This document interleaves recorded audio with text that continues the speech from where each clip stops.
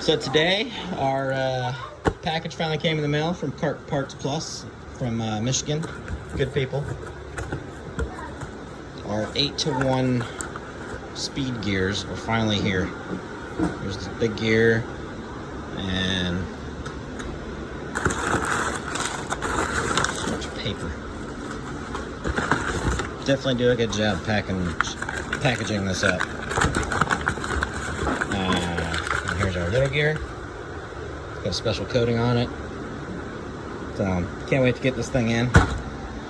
Sorry if the wind's a little loud, but we got the AC running and fan going because it's 95 degrees outside and it's about 70 in here. So first off, we already took the rear end out of our bike. Oh, thank you, Jackson. You're working on your car. Here you go. Oh, you want me to play with it? Here. No? Okay, I'll hold on them for you. Anyway, first off, you need to get the rear end out. I did not film it because if you don't know how to take the rear end out of your golf cart, you probably should not be doing this. This is a little advanced, but basically you drop the swing arm. I have jack stands holding it up by the leaf springs to give it some elevation, and then I got some tires and some boards underneath there holding up the swing arm. Came out fairly easy. We did break one of the leaf spring holders, so this actually snapped in half, and this one's actually broken. This one looks like it's been broken for a while, so gotta figure out what we're gonna do about that, but we're gonna break this whole thing down, clean it up, put some new paint, new gaskets on here. We might just go ahead and do our Jake's long arm suspension lift kit at the same time. Didn't really want to do that right now because it's an extra $1,000 I don't feel like spending, but we'll deal with that at that point. Moving forward, I drained the oil from the rear end already. Just spin this around. There's a drain plug right there. Seemed like it was a little low, but I don't know the exact specification on how much oil this is supposed to hold. So there's a fair amount in there. Nextly, I took the brake drums off. We just redid our brakes not too long ago. So those came off fairly easy. They can be a pain in the ass to take off. Next will be taking out the snap ring so you can get your axle shaft out. I have a pretty good pair of older Blue Point snap ring pliers to get that out, and I did take it out. Came right out, simple.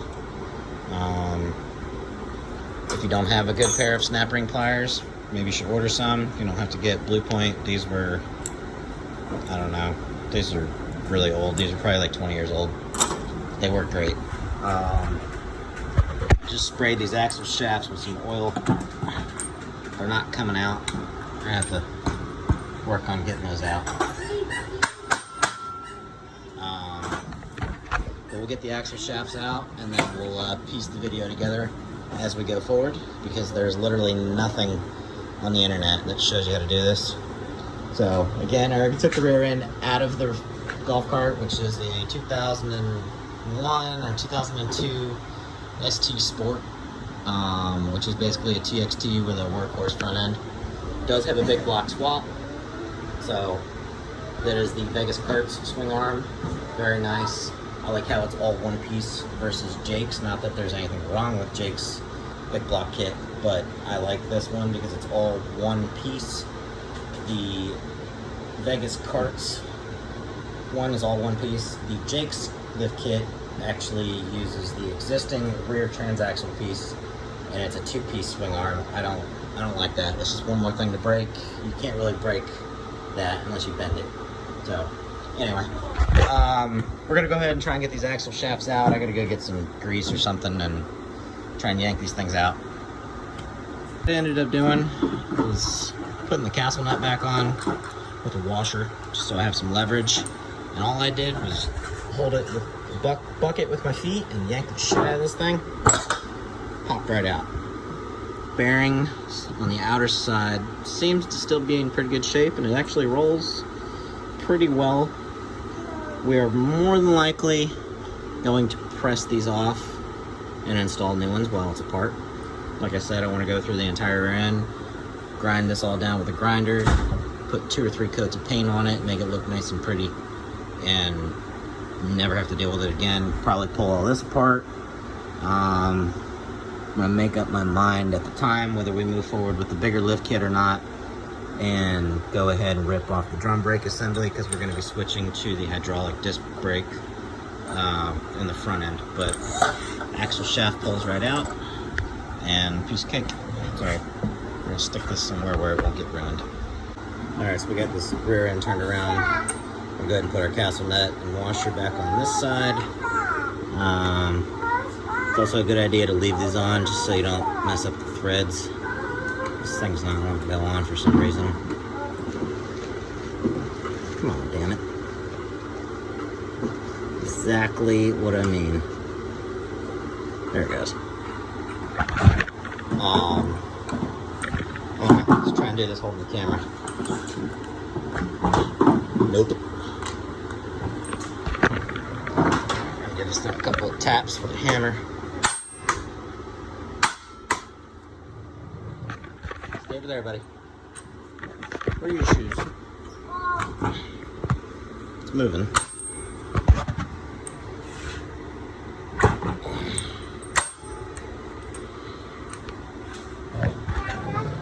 Oh, you can give me a nut driver.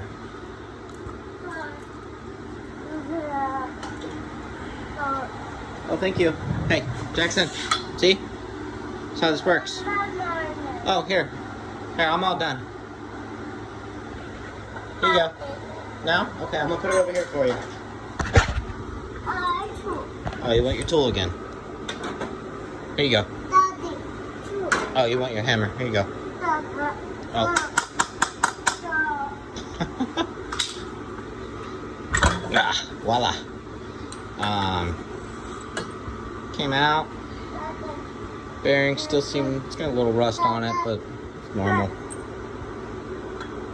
Like I said, we're gonna end up swapping these out anyway. You can still see the number on here. Looks like a 6235 LU, I think. We're gonna end up replacing these just because. But alright. Axle shafts are out. Now we gotta split the case.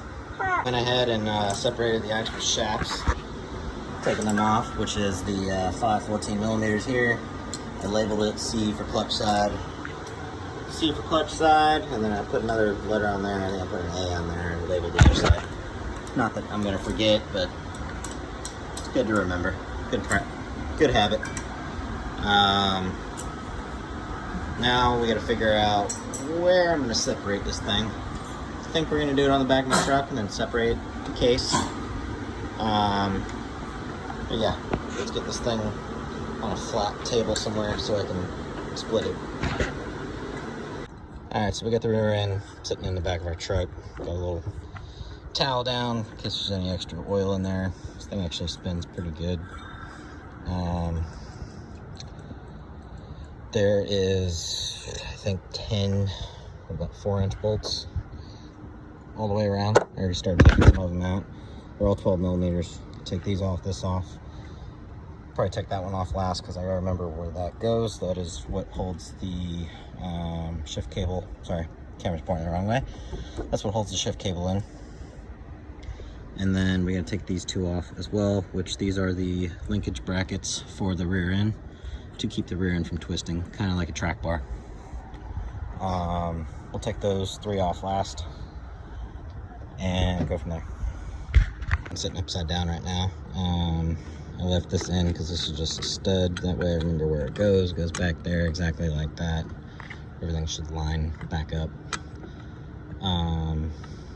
But we are having, well, it's actually on backwards. Anyway, it doesn't matter. I can't split the case unless I can get this original bracket off the bottom, which serves absolutely no purpose for myself. Can't get the bolt out. Let's take the clutch off. We're gonna try taking the clutch off if we can. I don't think I have the right puller for it, but we're gonna try it anyway. Worst case scenario is we're just gonna cut this with a fucking grinding wheel. We'll cut it here first, and then we'll just zip it right across the top, split it in half. But I did get it to start breaking free along the bottom. Gotta be real careful with it because it is aluminum. You don't want it to crack or break. I mean, I guess you could always go heavy with your fluid, not your fluid, your gasket maker, but I'd rather not break it if I don't have to. So we're gonna see what we can do about getting this case off, or the clutch. All right, guys, as you can tell, it's dark out. We had a couple of issues, but do my best to explain what we did. Splitting the case really wasn't that bad, except for the factory bracket. So if you're doing this on a older club car, which is the front of the case, there's your clutch, there's the new bracket that holds the gear selector cable. If you have a pre-2000, I think it's a pre-2000, so 99 and older TXT or ST, whatever it may be, you're gonna be screwed, because I actually had to cut this bracket. So actually cut this thing. I will not be reusing this. After I put it back together, I'm gonna nip off this other ear. But for me, I only have the single cable. This is for the dual cable. So otherwise, you're gonna have to get a puller for the pulley. I didn't have one, so I just went ahead and whacked this off, because this actually had another ear just like this one on this side, and it actually sandwiched the case together. I could not get it apart, so I had to cut it. So once we put it back together, we're gonna nip that off, and then we're gonna scrub this whole thing down with degreaser after it's all filled back up and make it look nice and pretty. Another thing that is important, I believe this is for the governor. I forget exactly what this is for. This is the front of the case. On the front passenger side of the rear case, you have the spring. You have a spring and a little ball bearing. Where is it? Stuck it under here so I wouldn't lose it. You have a little ball bearing, and then this bolt actually holds it in place. I believe it's for the factory governor. That's what enables it. I think that's what it's for, because I know this is for the governor, and so is this, but I was gonna remove it, but I don't know enough about it to take it out. It doesn't work as it is, so I'm not gonna mess with it. But I did get this all nice and cleaned up. We got our factory gear taken off. And actually, just 4 bolts. There is a bearing that goes on here. You are going to need one of these bearing pullers to get that bearing off. Where's the old? Here's the new gear. We gotta take the coating off still, but that is my 8:1 gear ratio. So essentially the old, I already got this. I was trying to get it done before it got dark. So basically you tighten this together, 27mm, and it basically just sandwiches up underneath here, and then it pulls the bearing right off. I'm not exactly sure where the hell I got this from. I think it's from Harbor Freight, I think. For how much I use it, it works fine. The other gear you have to get off is the smaller drive gear. This one, I have a Craftsman 2-jaw puller. Put it right under here, lined right up in the little dimple on the shaft, popped it right off. There is a shim under here and another one under here. Very careful to make sure you don't drop anything, because they kind of stick together because of the gear fluid. So you gotta slowly take off this bearing and the spacer. There is no shims on mine. There may be shims on yours, so be careful where you take it apart. Then I just slid the new gear on, spacer back on, and then I got this as straight as I could, and I just whacked it on there with a ball peen hammer rather than trying to press it on, and it slid right on. I did use some lithium grease, but piece of cake. For the new gear, we're gonna strip this coating off in a second, get that all taken off, and then we're gonna start heating this up and get it nice and hot. Our bearing that we took off the factory gear, which goes there, and then this bolt's right up on here. Gonna line up that hole with that. I did think that was a little strange that the factory gear does not have this hole, which is that hole, which I believe, I don't know what the hell that's for. But anyway, you gotta heat this up. So we'll get that heated up with a torch, and our bearing is in the freezer right now. We're gonna leave it in there for about 20-30 minutes and get that going. You gotta also be very careful that your spider gears don't come apart. So I have not moved my case other than just rotating it to make sure that everything stays lined up. You don't want anything inside there to come apart. Yeah, that's pretty much it. Factory governor arm, which engages from there, but we kind of just zip tie ours over so it doesn't engage to slow the cart down, so it doesn't matter. And then these are the weights that throw out on the governor. But that's pretty much it. We're gonna get this reassembled and put back together. One other quick thing, this is the factory gear. Notice how it does not have that extra hole. I don't think there's any wrong way to reinstall this. Just want to do a comparison video of the factory EzGo gear compared to the Carts Plus, I think is what it was called. They're out of Michigan. This gear, the stock gear, is actually a little bit smaller. Just line these holes up so you can see. It's not much larger, but it is larger. It's factory teeth, pretty tall, same tallness as this. There's really no way to compare the smaller gear because I already put it back together because I kind of just ripped it apart and reinstalled as I went. It really wasn't that bad, but that is the stock gear and performance gear, or sorry, speed gear. And that is a quick comparison. Also does not have this compared to the new one, but they say it works. Teeth are actually, it's actually backwards. Teeth aren't even the same.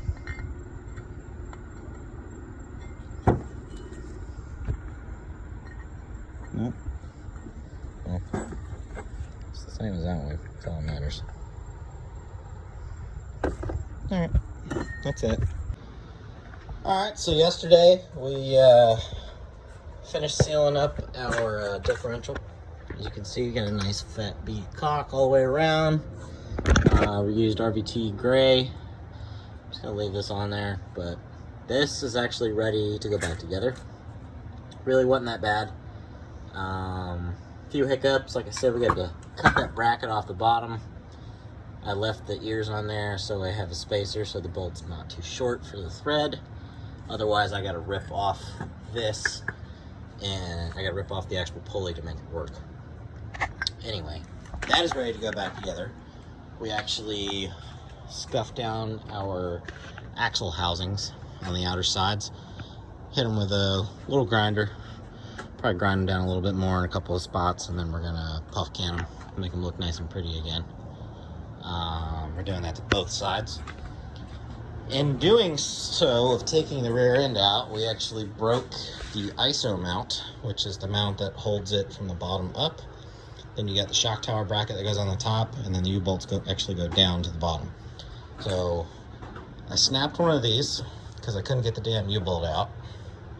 This actually broke. The other half is actually still on the axle, as you can see. Oh, hey, buddy. Oh, you don't want your helmet? Okay, here you go.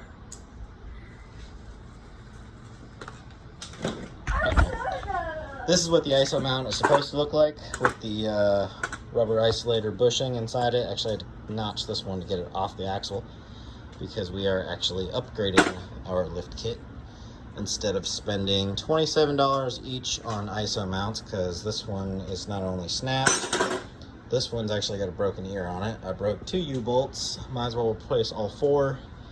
They're roughly $30 a piece for everything with shipping. So instead of spending a couple $100 on parts for an old lift, I went ahead and ordered a new lift. We'll get that put in hopefully this week, depending on how quickly it comes in. But that is that. We are gonna puff can these babies, make them look nice and pretty again. Get a little more sanding to do on them, but I'll upload a picture of the final product once it's done. Say hi, Jackson. Say bye. Bye.